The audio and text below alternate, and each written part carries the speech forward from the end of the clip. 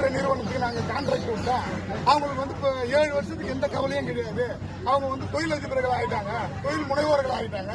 தூய்மை பணியாளர் தொழில் முனைவோர் திட்டத்தில் அவங்களுக்கு வந்து நாங்கள் தொழில் முனைவோர் திட்டத்தை கொடுத்துட்டோம் அப்படின்னு சொல்லி சட்டமன்றத்திலே ஒரு பொய்யை சொல்றாங்க.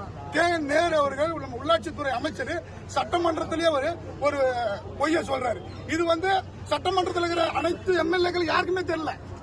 நாங்க இங்க இருக்கிற 1500 தொழிலாளிக்கும் அந்த டிக்கி வண்டியில இருக்கிற 213 வண்டி ஒரு தொழிலாளி கூட வரல. ஆனா எல்லா தொழிலாளியும் வந்து தொழில் முனைவர் ஆகிட்டாங்க.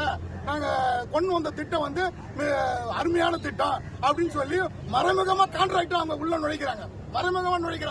ஏற்கனவே நாங்க கான்ட்ராக்ட் அவுட் சோர்சிங் முறையில நேரடியா கான்ட்ராக்ட் விட்டா எல்லாம் போராட்டம் பண்ணுவாங்க, ஆர்ப்பாட்டம் பண்ணுவாங்க சொல்லிட்டு இந்த மாதிரி தூய்மை பணியாளருக்கு நாங்க தொழில் முனைவர் ஆக்குறோம் அப்படின்னு சொல்லிட்டு இவங்க மறைமுகமா ஒரு கான்ட்ராக்டை உருவாக்குறாங்க. நாங்க கேட்கறதெல்லாம் 10 ஆண்டுகள் நீங்க சொன்னீங்கல்ல, நாங்க ஆட்சிக்கு வந்தா 10 ஆண்டுகள் ஆனவனே நாங்க வந்து நிரந்தரப்படுத்துவோம், ஒப்பந்த தினக்கூலி தொழிலாளர்கள் நிரந்தரப்படுத்துவோம் சொன்னீங்கல்ல, முதலமைச்சர் சொன்னார் இல்ல, அதை ஏன் நிறைவேற்றல? அவர் நிறைவேற்றலன்னு சொன்னா அதுக்குதான் இந்த டிக்கி வண்டி குத்துக்கிறாரு. இந்த 10 ஆண்டு வேலை செய்யறவங்க வேலையை விட்டு தூக்கிட்டு அந்த கோரிக்கை யாரும் வைக்க மாட்டாங்கல்ல.